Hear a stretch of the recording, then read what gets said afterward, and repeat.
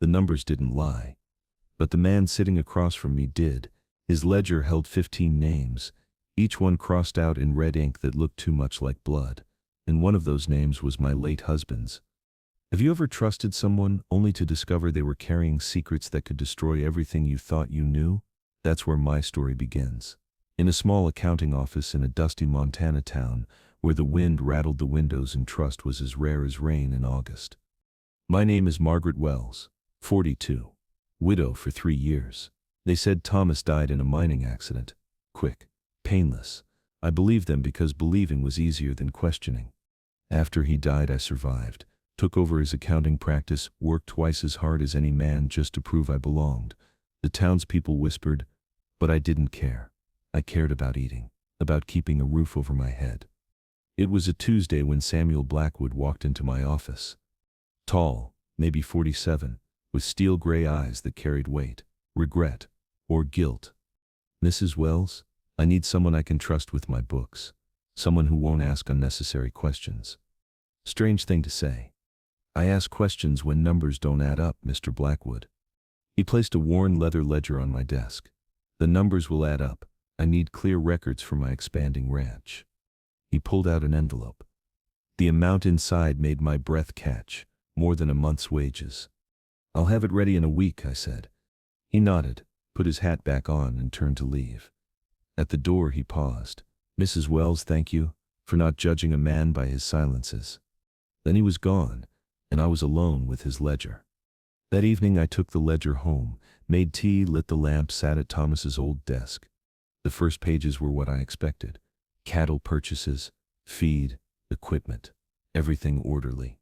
Then I reached the middle section. The paper yellowed. The ink faded to brownish red, not regular ink, something darker. 15 names were written on the page. Beside each name, an amount of money.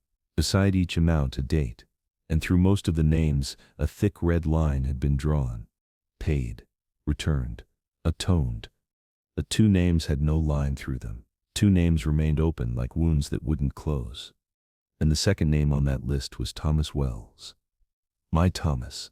$800 next to his name. The date April 1868. 15 years ago. 2 years before I even met him. My hands started shaking. I read the name again and again. Thomas Wells. It couldn't be another Thomas Wells. Not in a territory this small, not with that exact amount.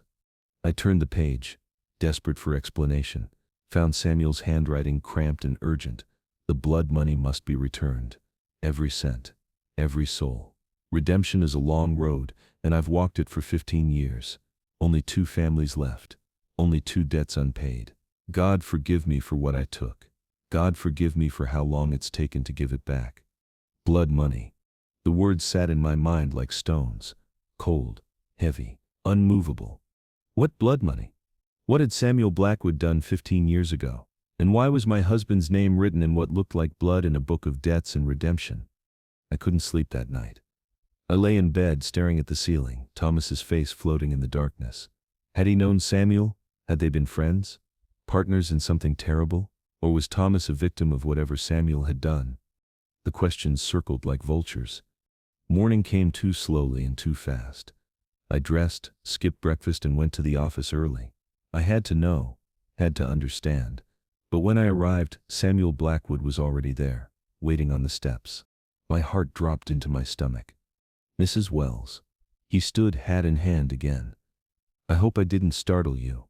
Mr. Blackwood. I kept my voice steady, but my hands clutched my bag too tightly. I wasn't expecting you. I forgot to mention something yesterday. He gestured to the door. May I? I unlocked the office, and we went inside. The morning sun streamed through the windows, painting everything gold and honest, but nothing felt honest anymore. What did you forget? I asked, not sitting, not offering him a seat. He looked at me for a long moment, really looked like he was measuring something, deciding something. I forgot to tell you, he said slowly, that there are some pages in that ledger you might find disturbing, old records, from before I bought the ranch. I should have removed them, but I didn't think anyone would look that far back. Liar, I could see it in his eyes. He knew exactly what was in that ledger, knew what I might find. Mr. Blackwood. I set my bag down, decided to be direct. I looked at your ledger last night. His jaw tightened. How far did you look? Far enough. Silence filled the room like smoke. Outside, a wagon rolled past. A dog barked. Normal sounds in a morning that felt anything but normal. What did you see? His voice was barely a whisper. I reached into my bag and pulled out the ledger, opened it to the page with the 15 names, turned it so he could see. I saw this. I pointed to one name. My husband's name, written in blood. Samuel Blackwood's face went pale. Not the pale of surprise, the pale of a man whose past had finally caught up to him. He sat down heavily in the chair across from my desk. For a long moment he said nothing, just stared at that page like it was a gravestone. Mrs. Wells, he finally said, his voice thick with something that sounded like grief. I think you deserve the truth. I think I do too. He looked up at me and I saw it then. The weight he'd been carrying, the burden of 15 years pressing down on his shoulders. When I tell you this, he said, everything you knew about your husband will change. Everything you believed about how he died will be a lie. My breath stopped. The room tilted. What are you saying? Samuel Blackwood closed his eyes. I'm saying Thomas didn't die in a mining accident, Margaret. He died because of me, because of what I did 15 years ago.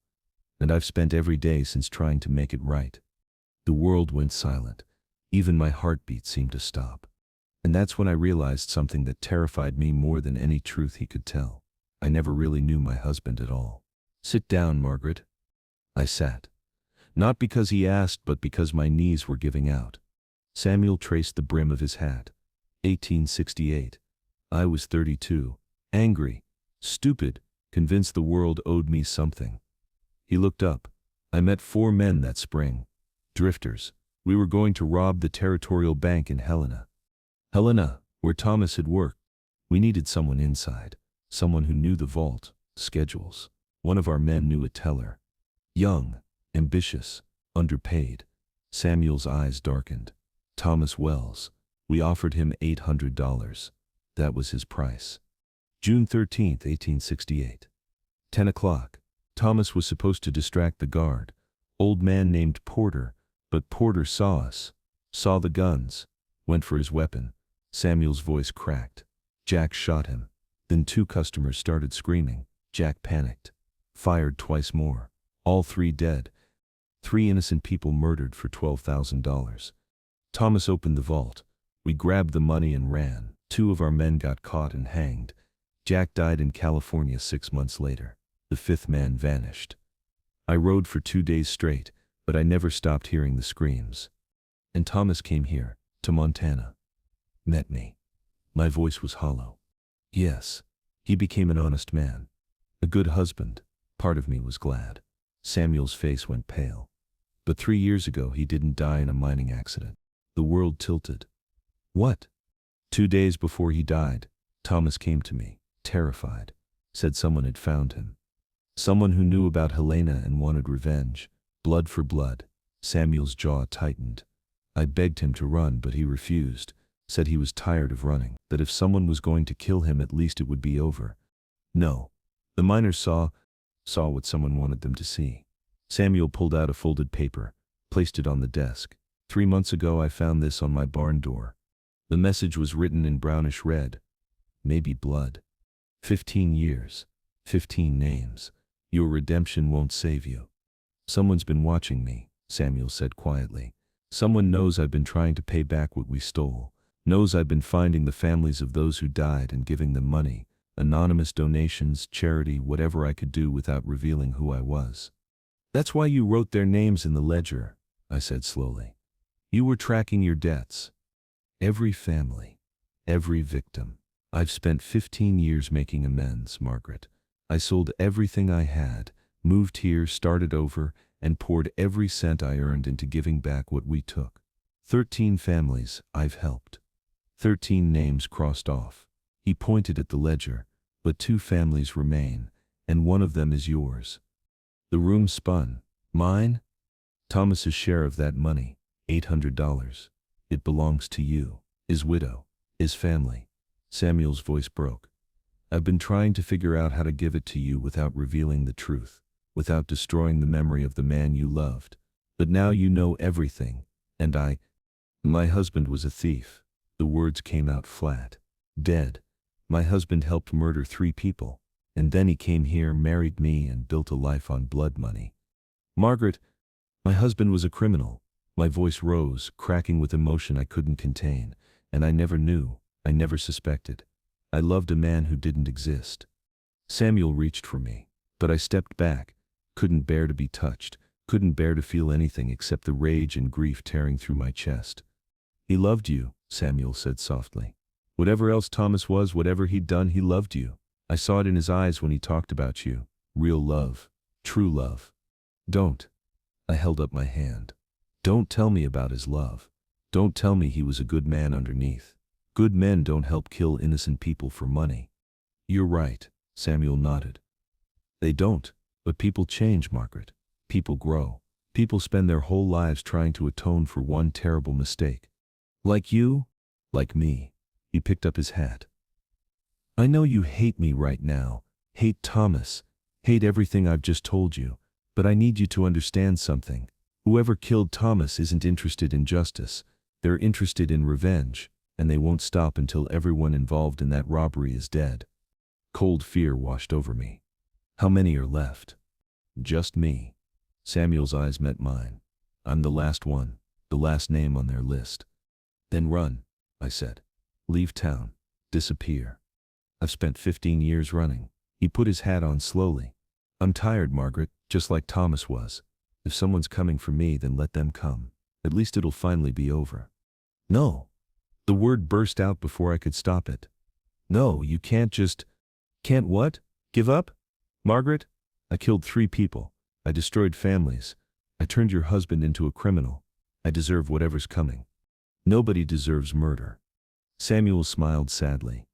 You're a better person than I am. He walked to the door, paused with his hand on the handle.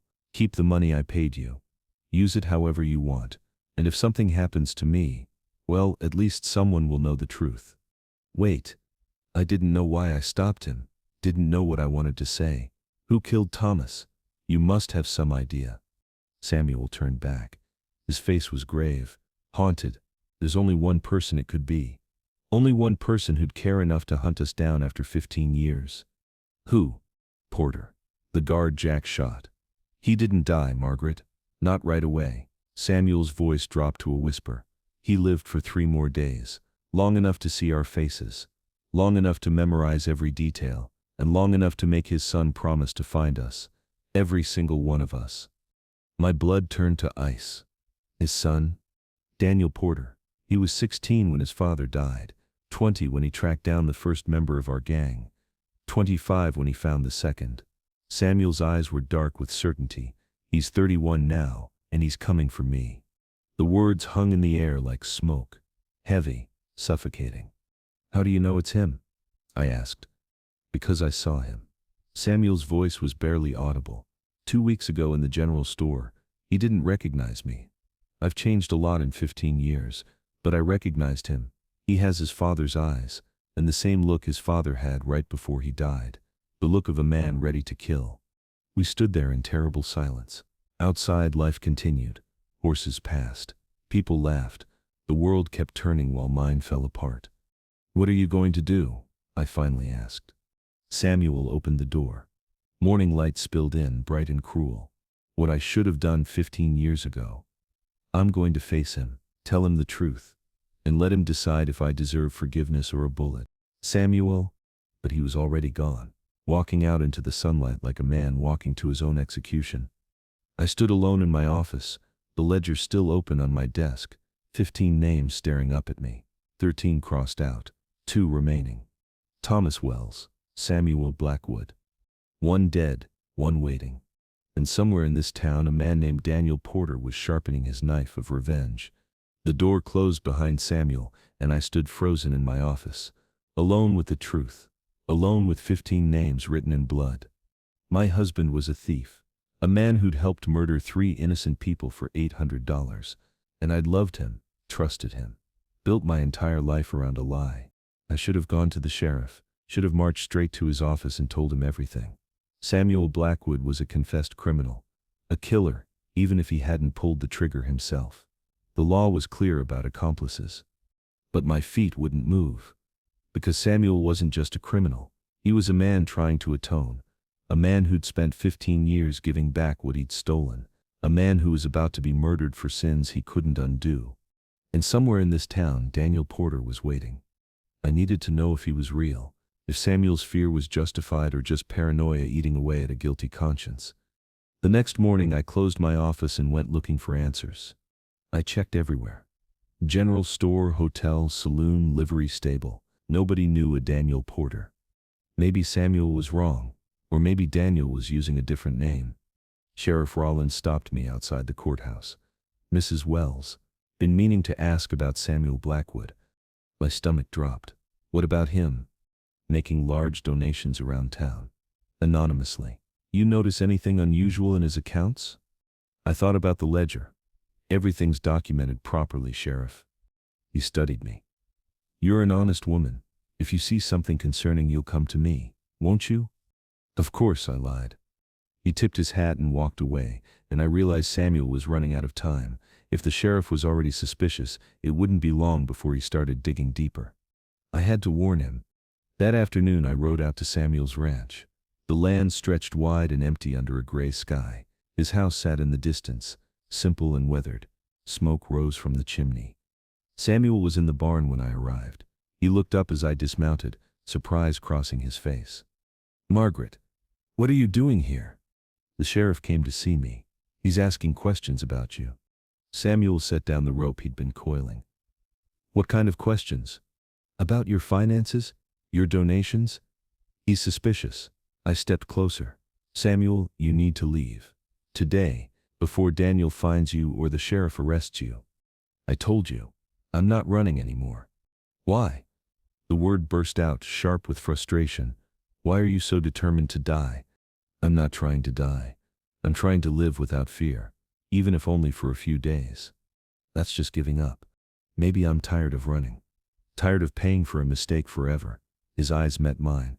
"The stupidest thing I did was walk into that bank. The second stupidest was waiting 15 years to make it right." Something shifted between us in the dusty light. "Why did you come to me?" I asked. "Why Thomas's widow?" "Because I wanted you to have the money. And maybe I wanted to meet the woman who made Thomas believe he could be better." He paused. "That's who I'm trying to be. The man Thomas became for you." I didn't know what to say. Didn't know how to process the confusion of emotions tangling in my chest. Anger at Thomas. Grief for what I'd lost. And something else. Something dangerous. "Samuel." The window shattered. Glass exploded inward. Samuel grabbed me, pulled me down as the sound of gunfire cracked through the air. We hit the dirt floor hard, his body covering mine. "Stay down." His voice was urgent in my ear. Another shot. Wood splintered above our heads. Samuel half-dragged me toward the back of the barn, behind a stack of hay bales. "Who is it?" I gasped. "Who do you think?" Samuel's face was grim. "Daniel's finally here." We crouched in the shadows, breathing hard. Outside, footsteps crunched on gravel. Slow, deliberate, coming closer. A voice called out. "Young. Cold. "Certain. Samuel Blackwood. I know you're in there." Samuel's jaw tightened, but he didn't answer. 15 years I've been looking for you. 15 years tracking down every man who killed my father. And you're the last one." The footsteps stopped near the barn door. "Come out. Face me like a man, or I'll burn this barn down with you inside." Samuel looked at me. In his eyes I saw resignation, acceptance. "No," I whispered. "Don't." "I have to. You'll die. Maybe. But you won't." He touched my face, gentle and brief. "Stay hidden. When he comes for me, run. Get to town. Tell the sheriff everything." "Samuel, please." But he was already moving, standing up, walking toward the barn door with his hands raised. "I'm coming out, Daniel," he called. "Just me. There's a woman inside. She's innocent. Let her go." "You don't get to negotiate." Daniel's voice cracked with rage. "You don't get mercy. Not after what you did." Samuel stepped into the doorway. Sunlight outlined his shape. I saw Daniel then. Younger than I expected. Maybe 30. Dark hair, his father's eyes, and a rifle pointed straight at Samuel's chest. "Your father was a good man," Samuel said quietly. "He didn't deserve what happened." "No, he didn't." Daniel's finger moved to the trigger. "And you don't deserve redemption." "I know." Samuel's voice was steady, calm, "but I'm asking anyway. Not for my life, for forgiveness." Daniel's hand shook. "Forgiveness? My father died in agony. 3 days of bleeding and pain. 3 days of calling for his family while his blood drained away. Tears streaked down his face. You took everything from us." "I know, and I can never give it back. But I've tried, Daniel. For 15 years I've tried to atone." "Atonement doesn't bring back the dead." The rifle exploded. Samuel staggered, fell. I screamed. And Daniel Porter turned his gun toward the sound of my voice. Daniel's rifle swung toward me. Samuel lay bleeding behind me. I stood frozen, staring down a gun barrel. "Don't," I said. "Please." Daniel's hands shook. "Who are you?" "Someone trying to understand. Like you." "There's nothing to understand. He killed my father. And for 15 years he's been trying to give back what was stolen. Money doesn't bring back the dead. Neither does revenge." I stepped closer. "Your father is still gone. 3 bullets won't change that." Behind me, Samuel groaned. "I spent 15 years hunting them," Daniel said. "Every man who walked into that bank, they all died. That's justice. That's murder. You've become what they were." His face crumpled. "You don't understand." "I do. My husband died 3 years ago. Mining accident, they said, but he was murdered. Thomas Wells. He worked at that bank. He helped rob it." I gestured to Samuel. "Someone killed him for it, just like your father." "Atonement doesn't erase murder," Daniel said. "No, but it's all any of us can do." I glanced at Samuel. He was pressing his wounded shoulder, blood seeping through. "Daniel." Samuel's voice was weak. "Your father's last words were prayers for you, that you'd choose mercy over vengeance." "Lies." I read every newspaper account. "Your father prayed you'd be better than the men who killed him." Samuel's voice broke. "I've spent 15 years trying to be worthy of those prayers." The rifle lowered slightly. "Why rob the bank?" Daniel whispered. "Because I was angry. Wanted money. Respect." Samuel looked at his bloodied hand. "Instead, I destroyed lives. Your father's payroll money? $12,000? I've given back every cent. 15 years. Every family touched by that robbery received their share. Anonymous donations, scholarships, medical bills. I've spent my life healing the wounds I caused." Daniel's rifle drooped toward the ground. "Why? Why do all that if you knew someone was hunting you?" "Because it was the right thing to do. Because your father deserved better than to die protecting money for greedy mine owners. Because those families deserved to know that his death meant something." Samuel struggled to his feet, swaying. "And because I hoped that maybe someday someone would tell his son that his father's sacrifice wasn't in vain." The barn filled with heavy silence. Outside, birds sang. Wind rustled through grass. Normal sounds in a moment that felt anything but normal. "I've killed 4 men," Daniel said finally. 4 members of your gang. Tracked them down one by one. Made them pay." "I know," Samuel nodded. "I expected you'd come for me too. That's why I stayed. Why I stopped running. Because you deserve your justice, Daniel. If killing me brings you peace, then do it. I won't fight, won't run. I'm done being a coward." "Samuel, no," I started. But he raised his hand, silencing me. "This is between us, Margaret. Between him and me and the ghosts we've been carrying." Daniel looked at the rifle in his hands, looked at Samuel, looked at me. "My father wouldn't want this," he said quietly. "He'd want me to be better." "Yes." Samuel's voice was gentle. "He would. But I can't just let it go.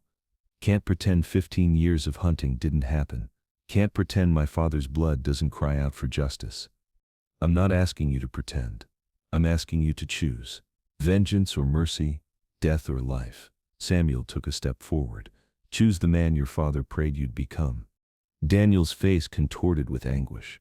The rifle trembled in his hands, and for one terrible moment, I thought he was going to raise it again, thought he was going to fire, thought I was going to watch another man die in front of me. Instead, Daniel dropped the rifle. It clattered on the barn floor, loud and final. Daniel sank to his knees, shoulders shaking with sobs. "I'm sorry," he gasped. "I'm so sorry, Father. I couldn't do it. I couldn't become what they were." Samuel crossed the distance between them, slowly, painfully, knelt beside Daniel, and placed his good hand on the young man's shoulder. "Your father would be proud," he said softly. They stayed like that, two men united by tragedy, separated by time, now bound by the choice not to perpetuate violence. I watched them, tears streaming down my own face, tears for Thomas, tears for all the lives destroyed by one terrible decision 15 years ago, tears for the long road of redemption that had led us here.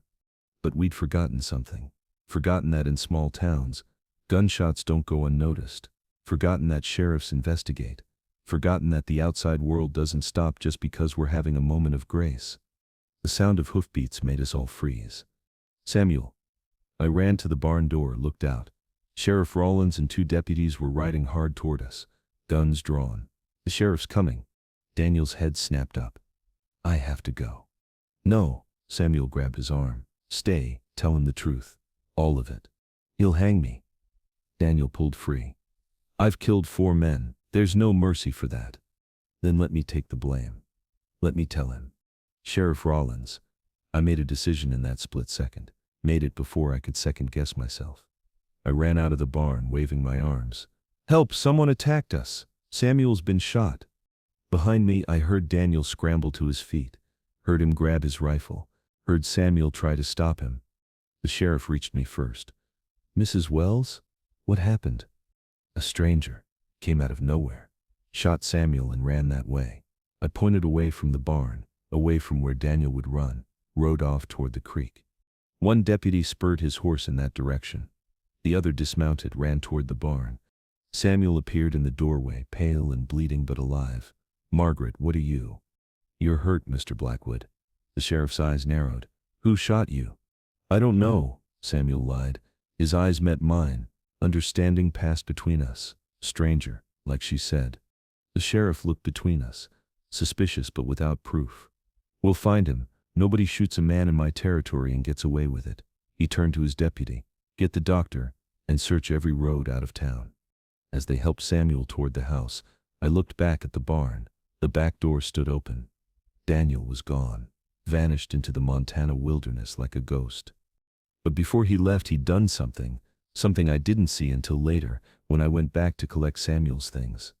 The ledger lay open on a hay bale, and across the page with 15 names, Daniel had written in his own hand. 16 names now, mine included. May we all find the redemption we seek. 15 men who'd committed a crime. 1 man who'd sought revenge. 16 lives forever changed by one terrible day.